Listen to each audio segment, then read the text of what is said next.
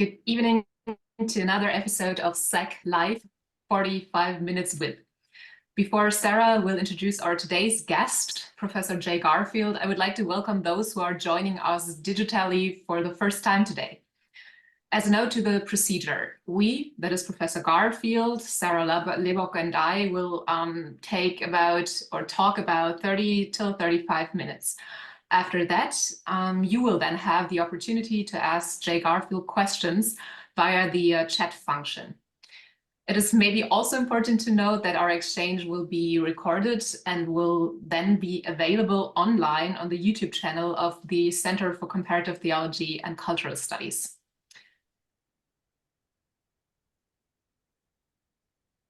Okay, then I will introduce our today's guest. J. Garfield is Dorrit Silver Professor in the Humanities, Professor of Philosophy and Director of the Logic Program and of the 5 College Tibetan Studies in India program at Smith College. He's visiting Professor of Buddhist Philosophy at Harvard Divinity School, Professor in the Graduate Faculty of Philosophy at the University of Massachusetts, Professor of Philosophy at Melbourne University, and Adjunct Professor of Philosophy at the Central Institute of Higher Tibetan Studies. His research is focused on the philosophy of mind, cognitive science, logic, philosophy of language, Buddhist philosophy, cross-cultural hermeneutics, theoretical and applied ethics, and epistemology. He is famous for his profound knowledge of Buddhism and his commitment to encouraging the study of Asian philosophy. He has written many monographs on Buddhist philosophy for Western philosophers, but also for a broader audience. For example, his publication Losing Ourselves, Learning to Live Without a Self, and Buddhist Ethics, a Philosophical Exploration from 2022, which we will maybe refer to later. Jade, it's a great pleasure having you with us today, and thanking you for making the time and spending the time with us. Oh, thank you. It's a real honor to be on this show, and really nice to meet both of you, Sarah and Anne. And I look forward to our conversation and to hearing from your listeners. We're so happy to have you here. Our first question for starters is, what was your way as a Western philosopher to Buddhism, or especially Tibetan Buddhism, or more specifically Mahayana Prasangika Buddhism? How did it come that you found your way there? Like most things in life, it was an accident. So it's a long and winding story, but I'm going to try to cut it short so we have time to talk about other things.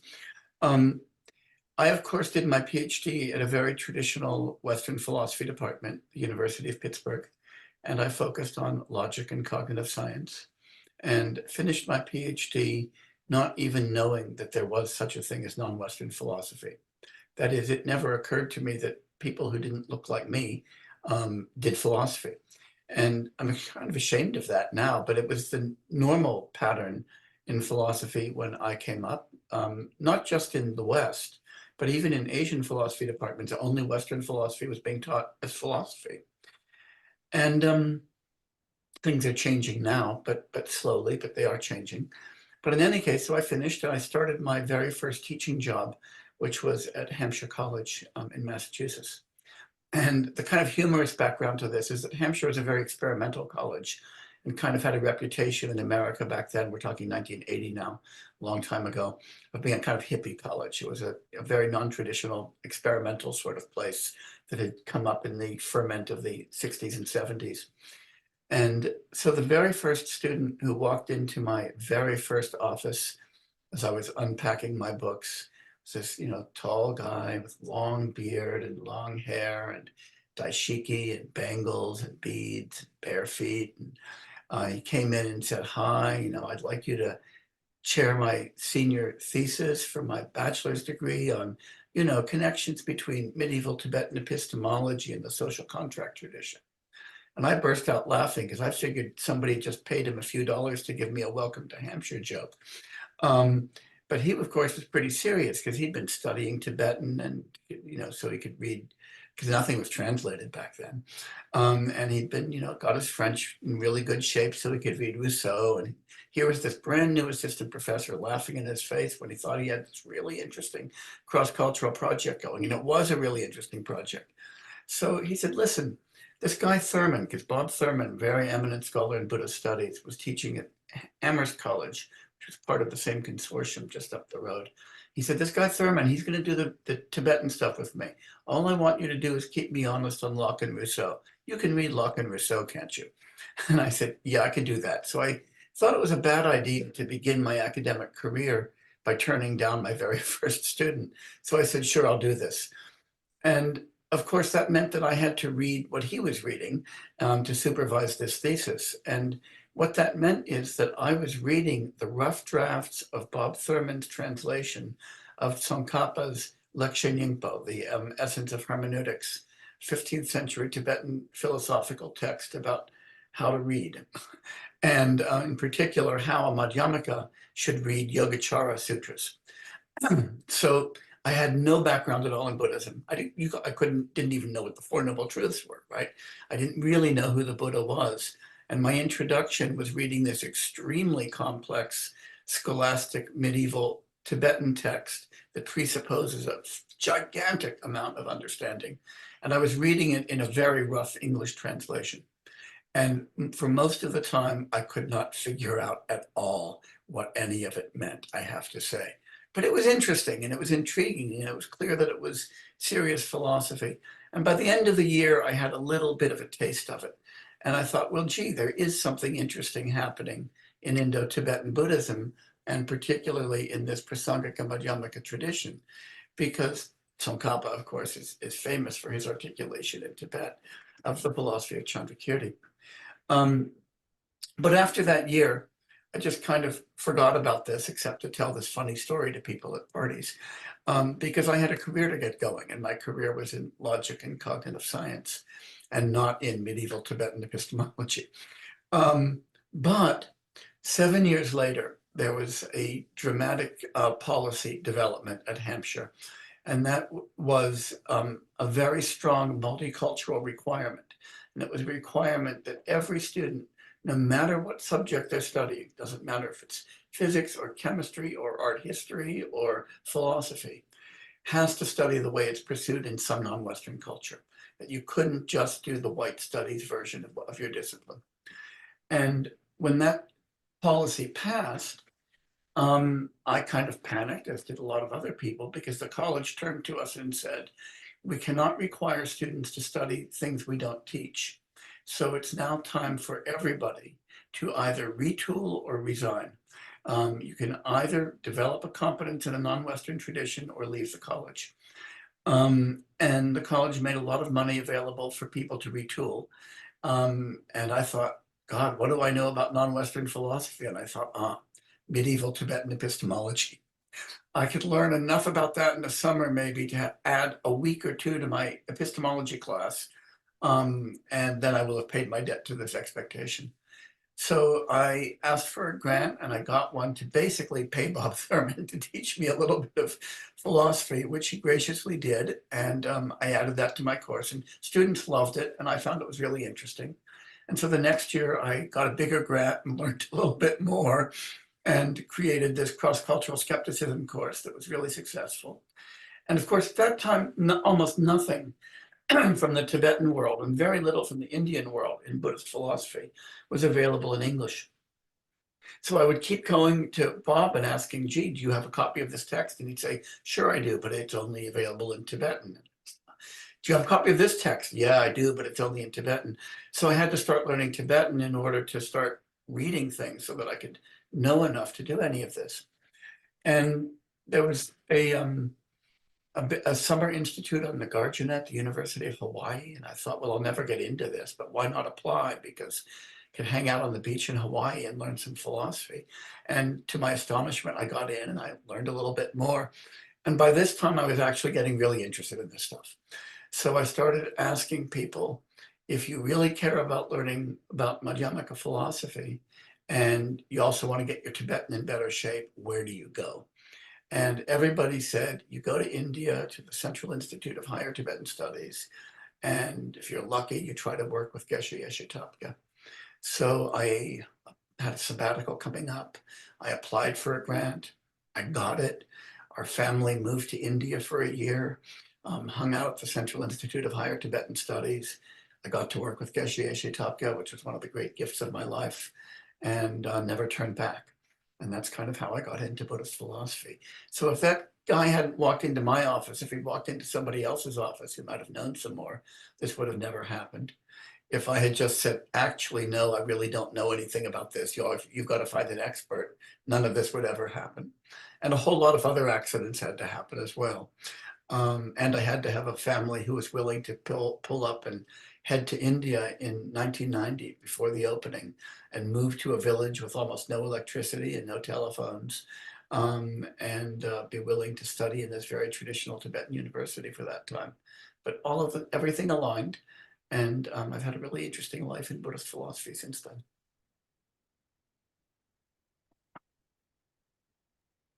Thank you so much also for sharing your personal experiences in this way. And it's very interesting that this obligation from Hampshire College actually was part of a development that then, in a sense, got a dynamic, which is now bringing you to us.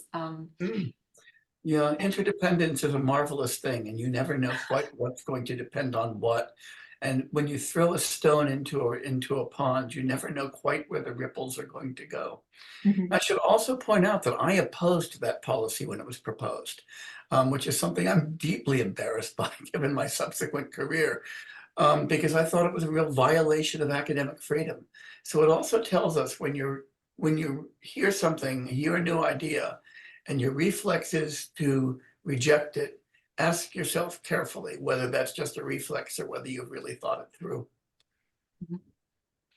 Thank you very much. I mean, in the sense, my following up question actually tackles this reflex of, getting to know something which you're initially opposing. And I think in the United States, in the context, it has been there a lot longer, but also here in the German theological and also philosophical discourse, post and decolonial studies actually become more famous also regarding the imperial habitus of, philosophical or theological perspectives. And as far as I know, you have criticized these also Eurocentrism of Western philosophy, and at least on multiple occasions in your books as well as in your talks. And you also emphasize the importance of non-Western philosophy. You already gave us some hints why this is so important, but maybe you could also explain a little bit more deeply why it is important not only to notice that there are non-Western other perspectives, but also to integrate and engage in different philosophical traditions. And why is it also important for students? Okay, that's a really good question. And I think there are, three principal reasons or classes of reasons for it being imperative, not just optional, but imperative, that we all engage with non-Western traditions. The first one is simply epistemological. It would be absolutely insane and irresponsible to actually just say to yourself or to anybody else, it turns out that only white people can think, and we can just ignore everything that anybody from the culture other than ours has said because they actually don't have any interesting things to say. Anybody who says that out loud has to say, God, what a racist I am. And so we have to presume that philosophical traditions of Asia, Africa, the pre-European Americas and so forth have something to tell us. And if we don't pay attention to them, then we're simply denying ourselves insights. I say to my students sometimes, and to my colleagues as well, that would be something like saying, I'm only going to read books and articles published on Mondays because, how could anything published on a Tuesday or a Wednesday be interesting to me? Everybody would laugh at you. But if you said, I'm only going to read things published by Europeans, I'm not going to read anything that Chinese people or Japanese people or Indian or Tibetan or Native American people or Pacific Island people write, then you're doing exactly the same thing, only it's even a little bit worse because what you're doing is denigrating other human beings as beneath your attention. So it's epistemologically foolish. You just deprive yourself of interesting material. Another part of the epistemological story, though, is that you actually deprive yourself of an understanding of your own tradition. And this is something that I didn't realize until I really began studying Buddhist philosophy and then rereading Western philosophy from, so to speak, outside. Because when you grow up within a tradition, you miss its blind spots. You miss what it presupposes but doesn't defend. You miss the kind of sedimented prejudices of the tradition that become part of your own perspective. This is something, Hans-Georg Gadamer taught us in Truth and Method. But we often forget because he puts it in terms of temporality. I put it in terms of cross-tradition position. So you miss the fact, for instance, that the Western tradition is deeply theologically saturated and often saturated with theological ideas that we no longer accept, but have come to just presuppose in our background. And so stepping outside allows you to reinterrogate and to kind of do a thorough genealogy of your own tradition and begin to ask, do I really want to accept these presuppositions that have always been so part of the way that I've looked at the world? Do I really think that there is an ego or a self inside of me? Yeah, Augustine said there was, but that was all about why you shouldn't listen to snakes in the Garden of Eden. And I don't think about talking snakes that much. Why should I actually be accepting the solution to that problem as a fundamental part of my outlook? And, if I read the Declaration of Independence of the United States, right, or the Universal Declaration of Human Rights, that tell us basically about, the divine source of our rights as human beings. If I don't think that there's a God that's giving me these rights, what else do I have to call into question, right? So epistemologically, it's really important to step outside if you really care about the truth. Second, and I've already touched on this, there's a moral issue here. And that is when you ignore the work of other cultures, you are effectively saying that they're beneath your attention. And that is a kind of racism that, even if it's not explicit, is one which, the moment you recognize it, you have to confront. So even if I never thought to myself, gee, African people can't produce interesting philosophy, if I suddenly realize that I'm never reading African philosophy, and then I'm participating in an institution that marginalizes African philosophy by not putting it in the curriculum, and if I think that's okay, then I have an implicit racism that I have to confront. And I have to ask myself, why haven't I asked that question? Why don't I pay attention to this? And so there's a powerful moral dimension. Then there's a political dimension. Some people might have thought that the colonial project was a really good idea, and that Europeans and Americans kind of sailing around the world, subjugating in the people who happen to live there and stealing their resources and looting their cultures was a fabulous thing. But most people don't believe that. At least most people in our line of work don't believe that. But if you persist in seeing philosophy as something that has its roots in Europe and is purely European and is a Greco-European tradition, and that is something that we must export to heathens around the world in order to civilize them and give them universities and an intellectual tradition, you're participating in the kind of intellectual arm of colonialism, what Said properly called Orientalism. And if you ignore their traditions, then that's another part of Orientalism. So if we think the colonial project was a mistake, and if we think we need to undo that colonial project, one of the ways of decolonizing the academic world is to remove the hegemony of Western philosophy in the philosophical world. And that really means paying attention to non-Western philosophy. So I've given you an epistemological, a moral, and a political reason for doing this. And I honestly find each of those arguments compelling. And I think that if somebody says, yeah, but all I want to do is Western philosophy, you have to ask them the question, what is your rebuttal to any of those arguments?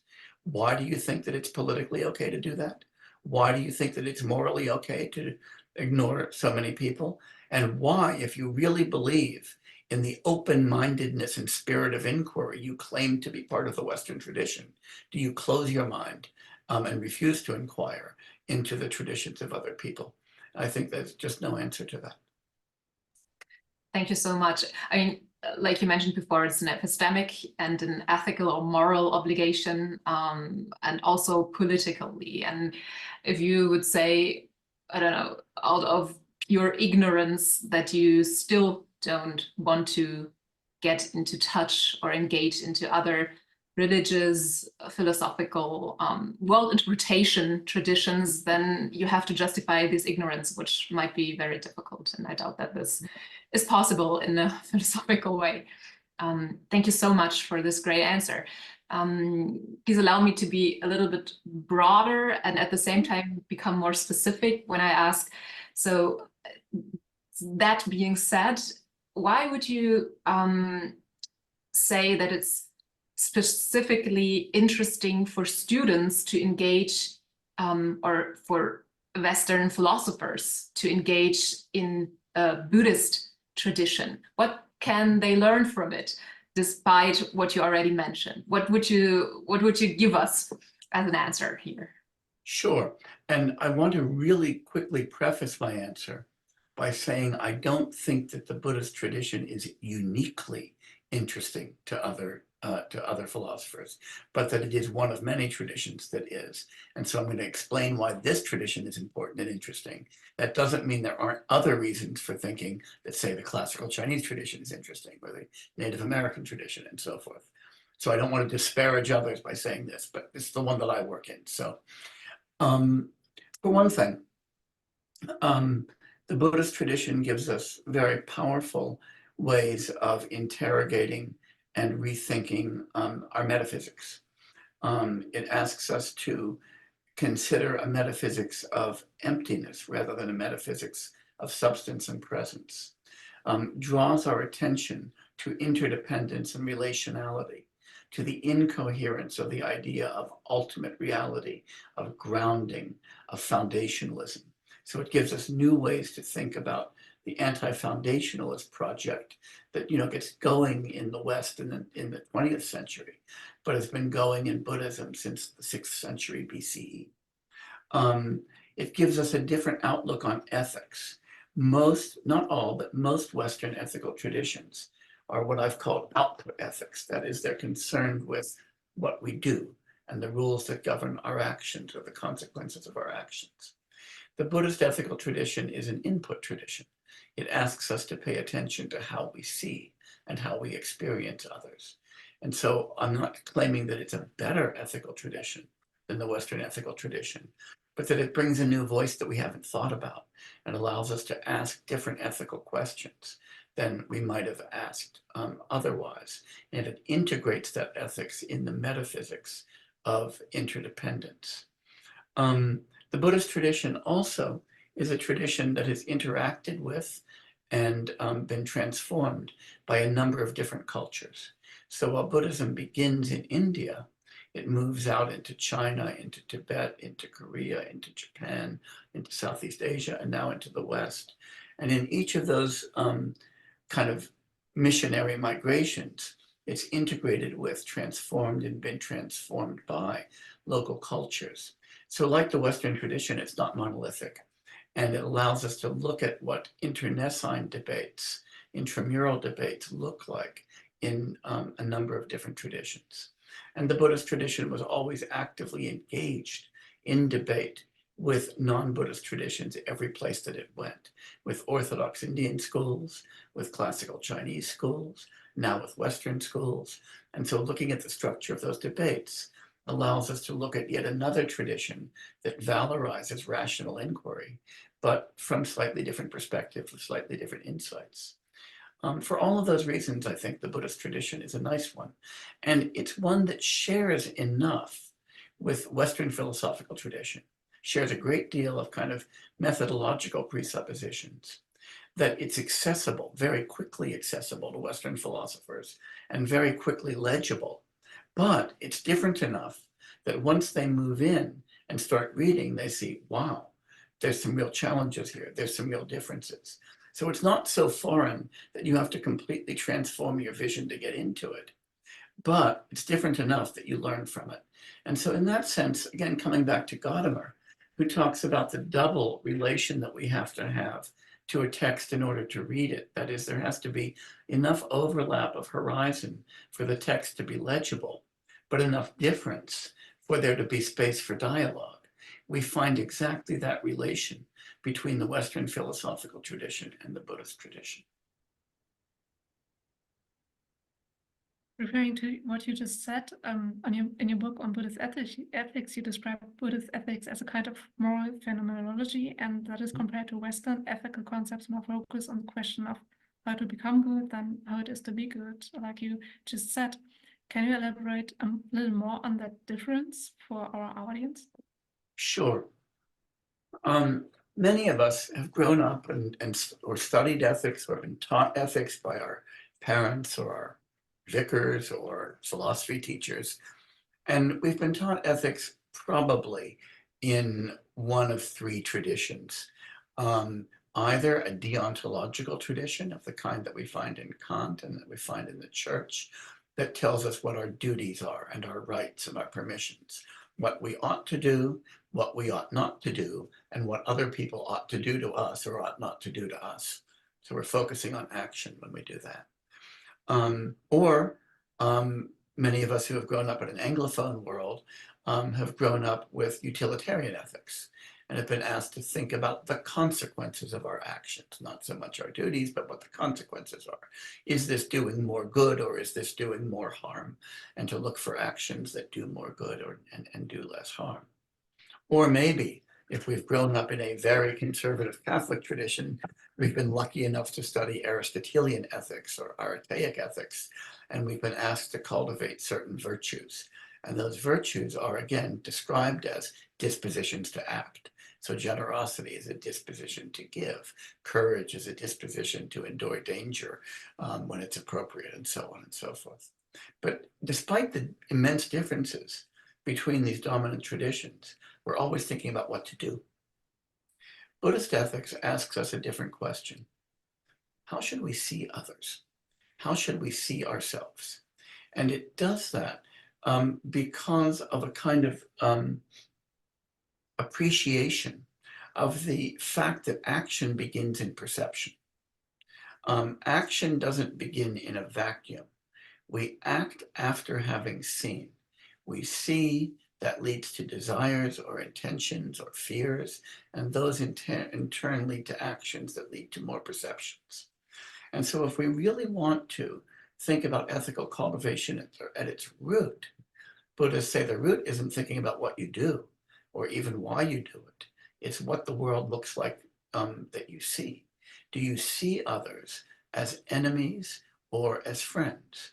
Do you see others as competitors or as opportunities to benefit and opportunities to benefit from them? Do you see others as fundamentally different from you, or do you see yourself as one among many in a moral landscape? Do you see yourself as the source of your own happiness, or do you see others as the source of your happiness? The moment you transform that vision, then you stop seeing yourself at the center of the moral universe, and it's a universe on which you act, right? And you instead see yourself as embedded in a universe, and it's a universe in which you pay attention and collaborate. And that's just a very different vision of who we are as agents. It also forces us to really interrogate very carefully an assumption that's prevalent in all of the Western ethical approaches, and that is the assumption of individual autonomy and agency. The idea, and we encode that often in English anyway, as the word free will, or in Latin voluntas. And again, to go back to the archaeological point I mentioned earlier, we forget that's not something psychologists discovered, that somehow we are free of causation. You never learned that in a psychology class. You never learned it by noticing that your actions aren't caused. Instead, it's a theological introduction, again by Augustine, and again in response to a theodicy problem. Buddhists don't think that way, right? Instead, Buddhist ethics always presupposes that everything that we do, everything that we perceive, every thought that we have is caused by previous causes and conditions. And so that agency has to be thought of in the context of dependent origination, not in the context of transcendental freedom. And again, you have to ask, this is again a benefit of cross-cultural philosophy generally, but this is one instance of it. If you've always grown up being told that you're free and autonomous and independent, Buddhism asks you to stop and rethink that, and to ask how much of who I am and of what I do depends upon other causes and conditions. And the answer is everything. And that means that I have to rethink who I am as an agent. So, and that's really what Buddhist ethics asks us to do. So it's not an ethical approach that's a rival to Western ethical approaches. It's one that says, don't just pay attention to the output side. Pay attention to the moral importance of perceptual sense. Thank you so much. Actually, we are already the time is up already. However, we have questions in the chat room. First one is from Professor Zishan Ghaffar. So he asked, you mentioned that engaging with Buddhism can also be a learning process for your own tradition. Are there examples of Western philosophical concepts that have been strengthened rather than challenged by your engagement with Buddhism? That is a wonderful question. Thank you very much, Professor Ghaffar. Yes. For instance, when I studied Buddhism, I gained a much deeper appreciation and commitment to the Pyrrhonian skeptical tradition, because and a much deeper understanding of what it was all about. So for those of us who read or are intrigued by the work of Sextus Empiricus and his adoption of the philosophy of Pyrrho, we discover a very, very similar approach to skepticism that emphasizes the positive importance of convention rather than foundations in our epistemic and our moral lives. And so, again, I first fell in love with philosophy. This is confession time, when I read David Hume. And Hume does this beautiful job of bringing the skeptical tradition back into modern philosophy, but also doing that by emphasizing its positive dimension, the important role of custom and convention. And a lot of people, including me, miss that positive move in skepticism in Hume. And I really learned to see that by reading Chandrakirti, who really emphasizes the importance of conventional truth and of agreement and custom in that conventional truth. So that's one place that I would point to, where I've really gained a deeper appreciation of something going on in the Western tradition from the Buddhist tradition. The other place that's kind of related is Stoicism, Stoic ethics. A lot of people have noted, once you see the moral phenomenology in Buddhism, that it looks a lot like a lot of ideas that come out of Stoic ethics. And so if you enjoy reading, say, Marcus Aurelius or Seneca, and if you thought they were just kind of surface level self-help books, which I think a lot of people read them that way, and then you read Buddhist ethics, you start seeing depths in Stoic philosophy that you haven't seen before. So yes, my enjoyment of Stoicism and of classical and early modern skepticism, and especially of David Hume's philosophy, has been dramatically enhanced by my engagement with Buddhism. And if you read my crazy book on Hume called The Concealed Influence of Custom, you'll see it's an attempt to read Hume through Chandrakirti. And I think it gives us a better reading of Hume, but it's deliberately looking at Hume somewhat from outside. Thanks so much for the question. Okay, then I would like to pick up something you said before. You stated that it is important to differentiate between those two ethic models, referring to the notion of interdependence or pratitya samutpada. Mm-hmm. And I would like to ask, can you elaborate a little bit more? Because in your book about losing ourselves, learning to live without ourselves, you make those differentiation between being a person and not being a self, which is a quite central Buddhist notion, but you translate it as that much in dialogue with Western philosophy that is so intriguing to look at it a little more deeper, comparing to Western philosophy. Yeah. So again, no, maybe not again. I might not have said this. Anytime somebody develops a real deep interest in something philosophical, there's always multiple causes and conditions for that. And I think that part of why I fell in love with the Prasangika Madhyamaka tradition wasn't just that my first introduction to Buddhist philosophy was Tsongkhapa, but that I was primed for it because, as I said a moment ago, my first love in philosophy was David Hume. And I still orbit tightly around both Hume and Chandrakirti when I'm thinking philosophically.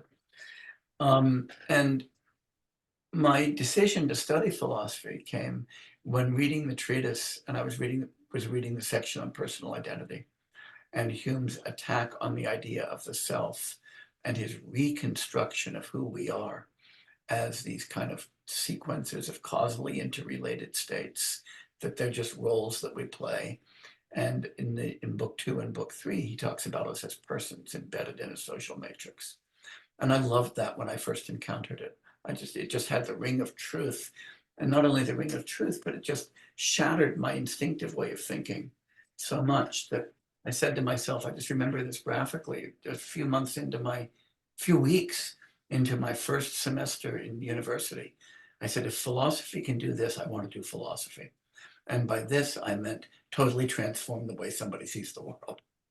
And that's really where I started.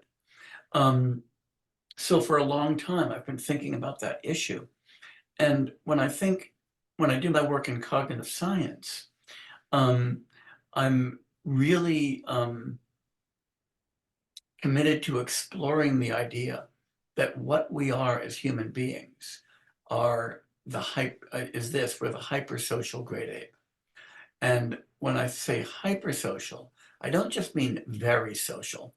What I mean is that we have created the very social niche in which we've evolved, so that we've created societies that make it impossible to survive if you are not a completely social being. And then we've evolved to fit those societies. The creation of those societies is the creation of networks of customs and conventions, including legal conventions, linguistic conventions, epistemic conventions, moral conventions, ontological conventions. And once you create that niche, somebody who isn't exquisitely attuned to conventions, somebody who doesn't instinctively adopt them and participate in them and even enforce them, is not going to survive in that society. So that means that we end up with this virtuous spiral of the construction of conventions, the evolution of people tuned to convention to create more conventions. And that's what I mean by the hypersocial great ape. And so what we're doing when we do that is we're creating beings whose only kind of being is what Thich Nhat Hanh calls interbeing. We only exist as members of the cultures that we're in. Now, this is an insight we find in Confucian philosophy as well, which is kind of interesting, but we find it deeply embedded in Buddhist philosophy, deeply embedded in Hume's philosophy, right? And Hume is, drawing on Bacon and Fortescue and Mandeville. And, people forget that it was Mandeville's insight that you don't explain how a beehive works, but figuring out how a bee works and multiplying by 10,000. You figure out how a bee works by figuring out how a hive works and what you've got to be to fit into that. Similarly, you don't figure out how Germany works by figuring out how an individual German works and then multiplying by, 70 million. You start by figuring out how German society works and then figure out who you've got to be to fit into that society. And it's that direction of starting at with context and asking, what do you have to be to fit into that context? That's so absolutely powerful to this analysis. So I think that we start understanding you know, where there's room for this powerful dialogue between Buddhist and Western philosophy around this idea. And in Buddhist philosophy, the idea that we're not selves, we're persons, is really, really old, like right from the beginning. In Western philosophy, we don't really start getting that idea emerging until the 18th century. But even then, it's never become dominant. I mean, it's still very common, at least in a culture like America's, for parents to tell their kids things like, you've got to stand on your own 2 feet. You've got to learn to be independent. You've got to think for yourself. And I'm thinking, like, if you have to stand on your own 2 feet, you have to also make the shoes that you're standing in, and you have to knit the socks that you're wearing. Do you have to make the dirt that you're standing on? Do you have to make sure that anything that you've eaten is something that you've grown? And you're supposed to think for yourself. Does that mean you're not supposed to read anything that anybody else ever wrote? And you're not supposed to listen to anything anybody else ever said? And if you're going to be independent, does that mean you don't bother obeying the laws, that you're going to make up your own language, that you're going to invent science from scratch? I mean, all of that is crazy, right? But the ideology is still part of our culture. And coming to recognize that we're persons and not selves helps us see not just how stupid that ideology is, but how pernicious, because it leads us to think of ourselves as individuals in competition with others, rather than individuals in collegial collaboration with others. And the idea that somehow seeing everybody else as our rival or competitor makes us better is absolutely insane. What makes us better is seeing others as our collaborators and our colleagues. And I think that that idea of person versus self helps us go there. My teacher, Geshe Ishitopke, said once to me, when I asked about why this particular epistemological project we were studying on was so important, he said, it's not just about epistemology. Remember that every syllable of Buddha Dharma is about ethics. And that's something that's really stuck with me. You might think that when Hume is talking about personal identity, that it's just an inquiry into metaphysics, but it has absolute ethical payoff, as he makes clear in Book 2 and Book 3. And that should be a reminder to us.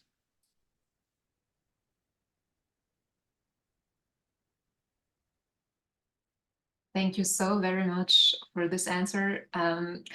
Let me at least ask from a social ethics perspective, one following up questions. I think after that, the time will be over. And since we don't have any other questions within the chat, so please allow me to at least share my thoughts. So it's very intriguing what you mentioned about also changing or starting with the perspective on and in us, in the world, onto the world.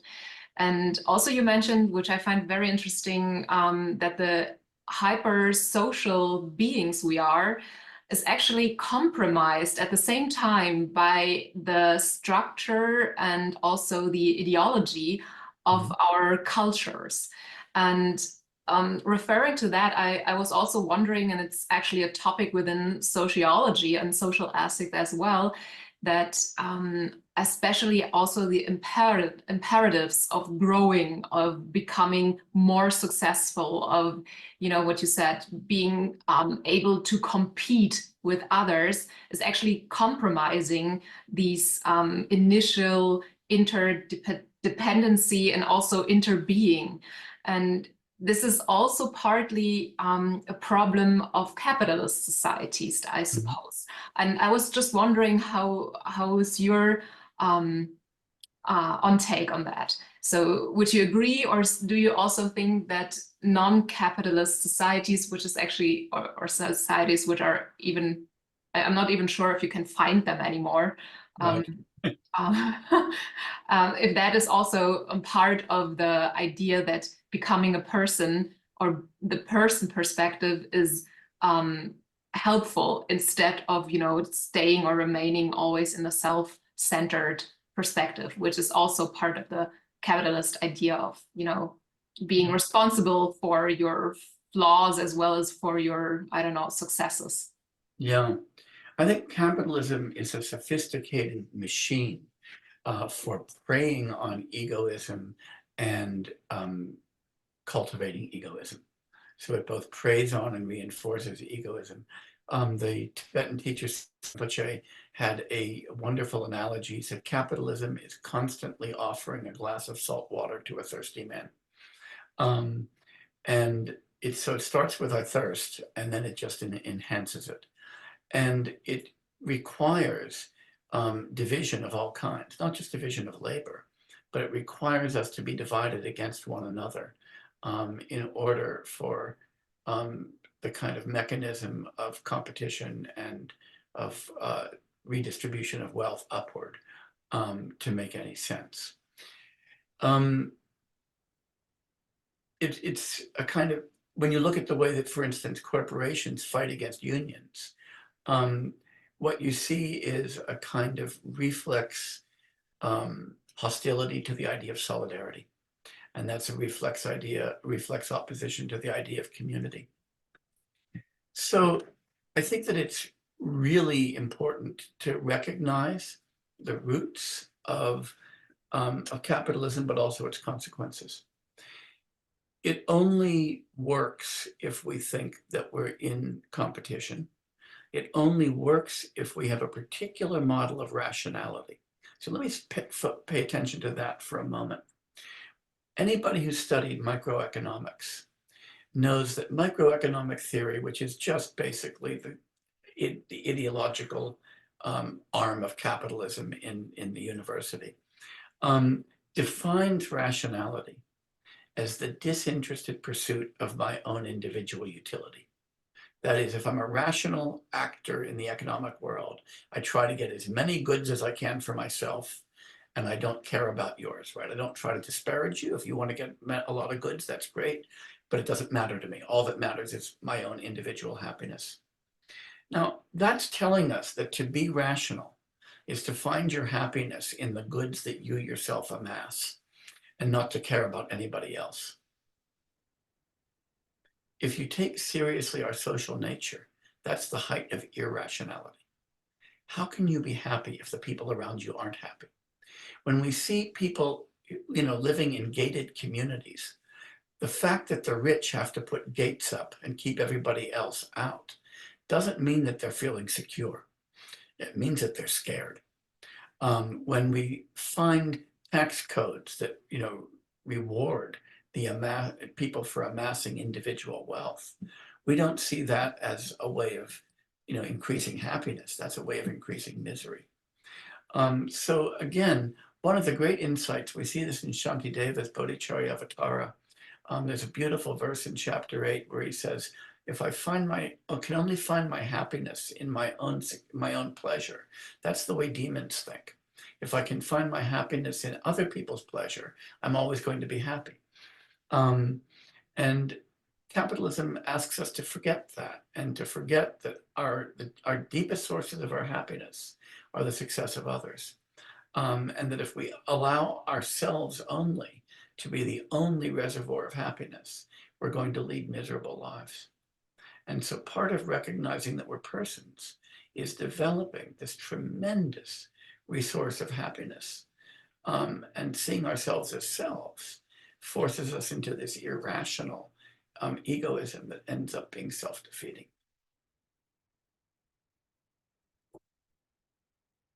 And that's something I learned from reading Buddhist philosophy.